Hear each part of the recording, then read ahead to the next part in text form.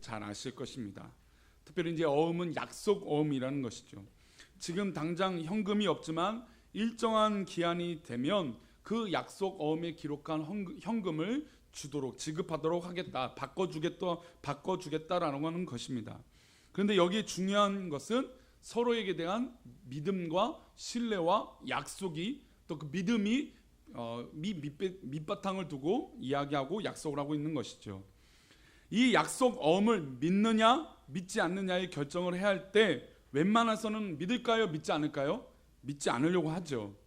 근데 사실은 우리나라가 이 약속 어음이 돼서 이렇게 의심하고 믿지 않는 그런 문화가 있던 나라가 아닙니다. 원래는 이 어음에 대해서 그렇게 부정적이거나 또 나쁜 것이다 라고 하는 생각으로 하지 않았던 나라입니다. 기업을 운영하시는 분들의 이야기를 들으면 어쩔 수 없이 이 약속 어음을 융통할 수밖에 없다고 합니다. 갑에 해당하는 윗기업이 약속 어음을 제시하면 울며 거저 먹기로 이 어음을 받을 수밖에 없다는 것이죠. 그래서 이 문제가 가장 심각하게 일어났던 때가 언제입니까? 맞습니다. IMF 때죠. 우리가 IMF를 외환 보유고 때문에 이 IMF가 왔다라고도 생각을 하지만 가장 많은 부분의 IMF 외환 이 보유고도 문제지만 우리나라의 이 부실한 어음 관계도 가장 큰 문제였다라고 이야기하고 있습니다. 그래서 이 어음을 막지 못해서 부도난 기업들, 중소기업을 그 당시 1993년부터 2002년까지 해서 몇 개의 기업이 이 부도를 내고 도산을 했느냐 했더니 얼마일 것 같습니까? 한 2,000개면 많을까요? 아닙니다. 2만 개나 폐업을 했다고 합니다. 그러니까 이 어음에 관련된 이 부도난 이 기업이 2만 개가 넘는데 우리가 잘 알고 있는 이 기업 중에 어떤 기업이냐면 한보철강, 한보건설, 한보그룹, 산미그룹, 진로그룹, 대농그룹 이 다 그룹이에요. 한신공영, 기아그룹도 부도가 났습니다. 그 당시 쌍방울 부도, 테일정밀, 혜태그룹, 뉴코아, 고려증권, 한라그룹, 동서증권, 나산그룹, 극동건설, 거평그룹, 동아, 동남, 대동, 경기, 충전, 은행이 부도를 냈어요. 그 다음에 상업, 한일은행이 합병이 되고 이것도 다 어렵기 때문에 합병이 된 거죠. 하나은행, 보람은행 합병하고 강원, 조흥, 현대, 종합금융이 합병을 했습니다. 그리고 우리가 잘 알고 있는 현대건설도 이때 부도가 났어요.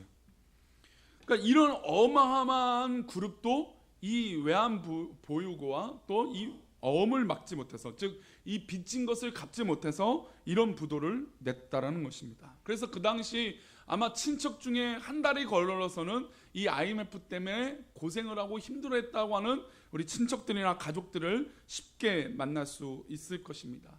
우리 이 나라는 그렇게 어려운 시기를 보냈고 또 우리 어른들을 보면 참으로 이 어려운 시기들을 정말 잘 견디고 이겨내셨다라고 하는 생각을 해봅니다. 이때 이 자그만치 1년에 수십만 명이 자살을 하려고 계획했던 사람이 있고 만여 명이 넘는 사람이 자살을 하기도 했습니다. 그 돈 때문에, 그 어음 때문에. 이 내부적인 어음에 관련된 부도가 많았기 때문에 우리 사람들은 자살을 택하고 또 부도를 내고 또 도망을 다니고 또 때 아닌 사기를 쳤다라고 하는 누명을 씌우기도 했다라는 것입니다. 그래서 이 외환 위기 다음에 어음, 즉 약속에 대해서 사람들이 경계하기 시작합니다. 그래서 이 어음이나 약속을 할 때 공증을 하기 시작해요. 이 사람이 진짜 믿을 만한지, 그리고 이 사람이 어떻게 할 만한지. 그래서 이 타당성 조사를 하는 거죠. 그래서 나라는 예비 타당성 조사라고 해서 국가의 정책을 하기 위해서 이것이 정말 합리적이냐 합리적이지 않느냐라고 하는 조사를 그 당시부터 하게 됐다는 것입니다. 근데 오늘 본문은 마치 이 하나님과의 약속, 이 믿음 안에서의 약속을 어떻게 바라볼까라고 하는 질문을 이 두 절에서 던지고 있습니다. 어떤 내용이냐면 아브라함이 하나님의 말씀을 따라 자신의 고향인 갈대아 우르를 떠났습니다. 그러면 하나님의 말씀을 따라서 갈대아 우르를 떠났으면 누가 책임져 주셔야 될까요? 당연히 하나님께서 책임져 주셔야 됩니다. 이게 바로 약속의 관계죠. 하나님께서 말씀해 주셨으니까 이 말씀하신 의도대로라면 이 갈대아 우르를 떠났을 때 잘 살게 해주시거나 뭔가 계획해 주심이 있어야 됩니다. 그런데 이 갈대아 우르를 떠나고 하나님 갔을 때 어떤 일이 일어나냐면 아브라함의 아버지가 죽게 됩니다. 그러고 나서 하나님이 아브라함을 가나안 땅으로 옮겨갔다는 내용이 4절의 내용입니다. 우리 4절 말씀 다시 한번 읽어보겠습니다. 시작. 아브라함이 갈대아 사람의 땅을 떠나 하란에 거하다가 그의 아버지가 죽음에 하나님이 그를 거기서 너희 지금 사는 이 땅으로 옮기셨느니라. 자, 분명히 하나님께서 말씀해 주셨어요. 자, 너희는 아브라함아, 너는 갈대아 우르를 떠나라. 그리고 하란에 거했습니다. 근데 하란에 거했더니 누가 죽었습니까? 자신의 아버지가 죽은 거예요. 너무너무 괴롭잖아요. 근데 그 일이 있고 나서 하나님께서 가라고 하신 땅이 있었습니다. 그 땅은 바로 가나안 땅이었어요. 그러면 아브라함이 생각했을 때 하나님께서 가나안 땅을 갈대아 우르를 떠나게 하셨으니까 하란에 도착하면 뭔가 좋은 일이 있을 줄 알았습니다. 근데 좋은 일이 일어난 게 아니라 아버지가 돌아가셨어요. 근데 아버지가 돌아가시고 나서 또 하나님 명령하시는 거예요. 그래서 가나안 땅에 가게 됩니다. 그러면 여기서 한 가지 더 생각할 수 있죠. 가나안 땅에 가면 어떤 일이 있어야 되겠습니까? 아버지가 돌아가신 그 상처도 다 싸매어 주시고 우리가 생각했던 그런 예비된 일이 이 가나안 땅에는 있어야 될 거라고 생각했습니다. 그런데 5절의 말씀을 보면 전혀 그런 내용이 없습니다. 우리 5절 말씀 한번 볼까요? 5절 말씀 있습니다. 시작. 그러나 여기서 발 붙일 만한 땅도 유업으로 주지 아니하시고 다만 이 땅을 아직 자식도 없는 그와 그의 후손에게 소유로 주신다고 약속하셨으며, 이 약속이 바로 제가 서론에 말씀드린 대로 어음과 같은 거죠. 그렇죠? 그런데 보면 이 어음이 얼마나 불안한 어음이냐면, 이 얼마나 불안한 약속이냐면, 하나님께서 갈대아 우르를 떠나게 하셔서 하란에 머물게 하셨고 이제 가나안 땅에 가라고 하셨다면 가나안 땅에 땅을 주셔야 됩니까? 안 주셔야 됩니까? 거할 땅을 주셔야 되는데 하나님은 땅을 하나도 주시지 않았다라는 것입니다. 게다가 땅도 주시지 않았지만, 그 당시는 땅이 가장 큰 재산이니까, 근데 땅도 주시지 않았음에도 불구하고 또 어떤 일이 있었냐면 하나님께서 내게 자녀를 주시겠다라고 약속하시는 거예요. 아니, 지금 자식도 없고 땅도 없어요. 그러면 이걸 어음으로 치면 어떤 어음입니까? 부도나는 어음이죠. 불완전한 어음이죠. 왜냐하면 지금 자신에게는 아들도 없고 게다가 자신의 나이가 75세예요. 아이를 갖는다는 건 불가능한 건 아내도 알고 나도 알고 있는 사실이에요. 근데 하나님이 그런 약속을 했을 때 이것을 어떻게 바라보냐? 이것입니다. 이 말씀을 믿어야 될까요? 어떻게 해야 될까요? 이 약속을 믿어야 될까요? 어떻게 해야 될까요? 여기서 우리는 중요한 결단을 해야 되는 것입니다. 만약에 이 약속을 붙든다면 이 불안정한 것을, 이 하나님께서 하신 것이 불안하다, 이것은 이루어질 수 없다라고 하면 이 약속을 받아야 됩니까? 안 받아야 됩니까? 받지 말아야 되는 것이죠. 아니, 아들도 없어요, 땅도 없어요. 근데 하나님 자꾸 뜬구름 잡는 얘기를 하나님께서 하시는 거예요. 그럼 나는 그 약속을 붙들지 말아야 되는 판단을 해야 됩니다. 아니, 그럼 반대로 우리가 믿음이 있다면 이 허무맹랑한 이 약속을 우리는 믿어야 되는데 어떻게 믿어야 되느냐? 이것입니다. 그래서 우리는 결단해야 됩니다. 이것을 믿을까? 믿지 말아야 될까? 성도님들이라면 어떻게 하시겠습니까? 우리가 알다시피 하나님께서 아브라함에게 주시겠다는 아들을 이삭을 주시는데 몇 년이 걸렸습니까? 25년이 걸렸습니다. 그러면 이 약속이 성취가 되는데 몇 년이 걸린 것입니까? 25년이에요. 25년 동안 기다린다면 이 약속은 정말 거짓이나 마찬가지였을 거예요. 1년, 2년, 5년, 10년까지는 기다릴 수 있다 치겠습니다. 근데 20년 지나가면 하나님 약속은 잃어버려도 아무 상관이 없는 것 정도로 될 약속이라는 것이죠. 게다가 우리가 알다시피 성경에는 어떻습니까? 하나님께서 이 말라기에서 예수님을 이 땅에 보내시겠다라고 하는 약속의 시간이 몇 년인지 아십니까? 400년입니다. 예수님이 이 땅에 오신다는 게 400년이에요. 그리고 예수님이 승천하시고 다시 오시겠다라고 하는 약속의 시간이 지금 몇 년 지났습니까? 최소 2000년가량이 지났습니다. 그러면 이 약속은 부도난 약속인가요?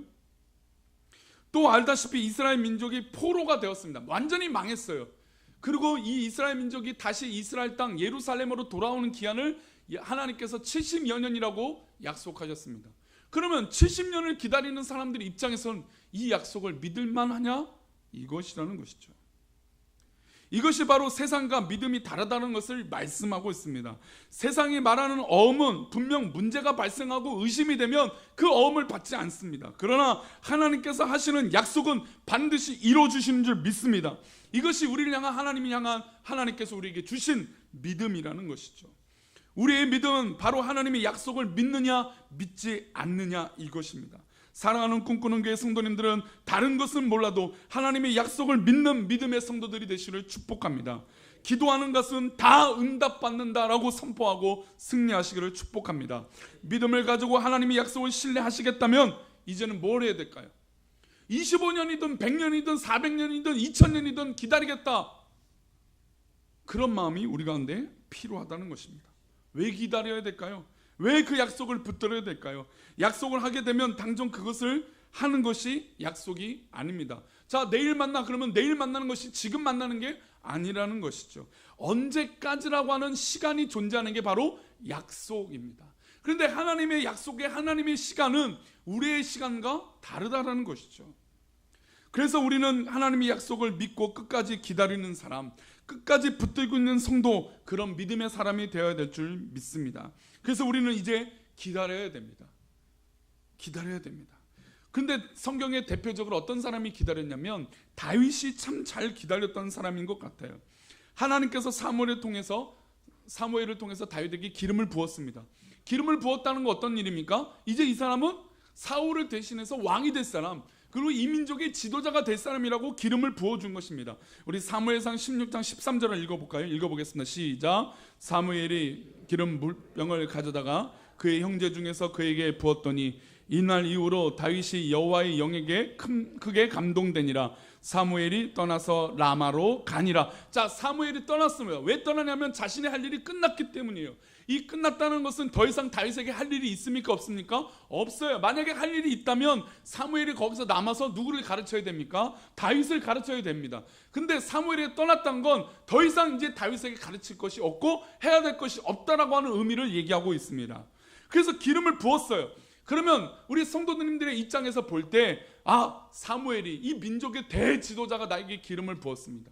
이 기름을 부었다는 증거는 이제 하나님께서 하시겠다는 것인데, 그러면 다윗의 입장으로 본다면, 우리 성도님들 그 입장이 된다면 이제부터 나는 어떤 사람입니까? 기름 부음 받은 사람이에요. 기름 부음 받은 사람이니까 기름 부음 받은 사람답게 행동해도 될까요? 안 될까요? 되죠. 나는 기름 부음을 받았잖아요. 이건 실제로 받았잖아요. 그러나 이제는 사울을 대신해서 자기가 하고 싶은 걸 해도 크게 문제가 발생하지 않습니다. 그런데 하나님은 그 약속을 이루는데 다윗에게 시간을 주셨다는 것이죠. 다윗은 왕이 되기 전까지 수많은 일들이 있었습니다.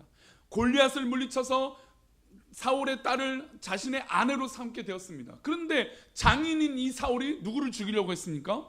사위를 죽이려고 하는 거예요. 요즘 같으면 상상도 할 수 없는 일이죠. 사위를 죽인다니. 아무리 정치적이고 아무리 왕권이 있고 아무리 뭔가 대단해도 그럴 수 없다는 것이죠. 사울도요, 다윗을 죽이려고 하는 의도가 너가 기름 부음 받았어 라고 죽이려고 하지 않았다라는 거예요. 뭐 때문에 죽이려고 했습니까? 단순히 질투 때문이라는 것이죠. 기름 부음 받은 것 때문에 다윗을 죽이려 했다면 사울은 늘 그렇게 말했을 것이에요. 근데 사울의 고백 가운데 다윗을 그렇게 죽이겠다 했을 때 너도 기름 부음 받았으니까 내가 널 죽일 거야, 우리 왕권이 계속 유지될 거야, 이렇게 해서 죽이려고 하지 않았다는 것이에요. 그저 질투 때문에 사울이 다윗을 죽이려 했다는 것입니다. 그러면 다윗의 입장을 볼 때 너무 억울하지 않겠습니까? 하나님, 나에게 기름 부음을 주셨는데 왜 사울이 나를 죽이려고 합니까? 하나님 갚아주세요 라고 말할 수도 있지 않겠습니까?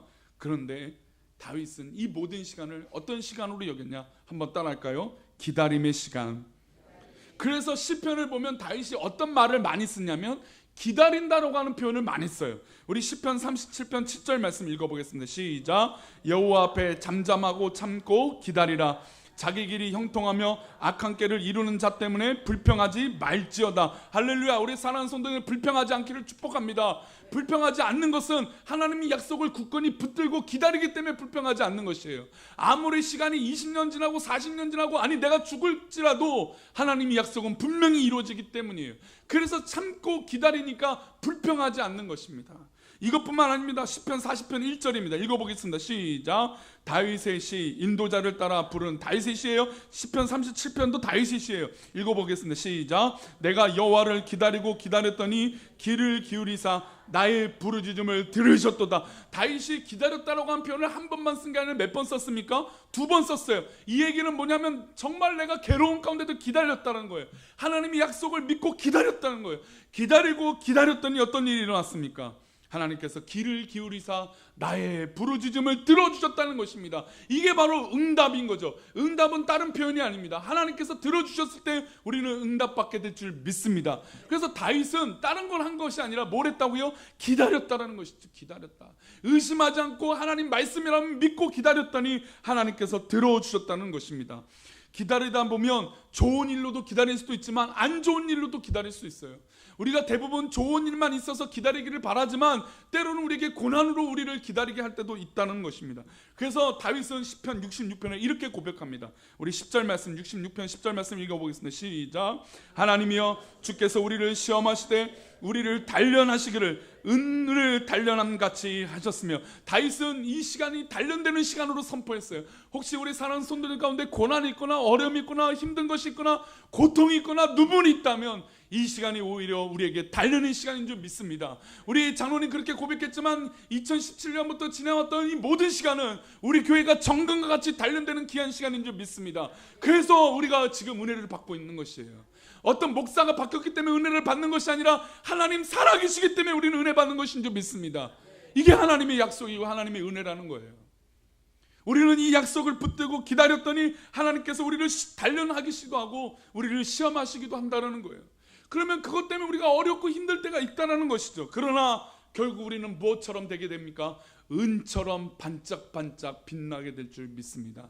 우리 사랑하는 꿈꾸는 교회 성도님들, 지금 있는 모든 상황과 여건이 바로 성도님들 단련시켜 주시는 시간인 줄 믿습니다. 그래서 우리 성도님들이 이 시간이 지나면 결국에 은과 같이 빛나게 될 줄 믿습니다. 우리 사랑하는 성도들 은과 같이 빛나시기를 축복합니다. 그런 성도들은 바로 하나님의 약속을 붙들고 의심하지 않고 기다리는 성도라는 것입니다. 혹시나 우리 가운데 어려움이 있다면 괜찮습니다. 그래서 예레미야가 3장 25절은 이렇게 얘기하고 있습니다. 읽어보겠습니다. 시작. 기다리는 자들에게나 구하는 영혼들에게 여호와는 어떻게 하시다고요? 선하시다고요. 아무리 나에게 어려운 일이 있거나 좋은 일이 있거나 이 모든 것은 하나님 뜻 가운데 선하신 일인 것이에요. 우리의 판단을 볼 때는 이게 어두운 일이고 잘못된 일이고 걱정이고 염려일지라도 하나님의 크신 뜻 가운데는 그것이 선한 것인 줄 믿습니다. 그러니 우리는 기다리는 것입니다.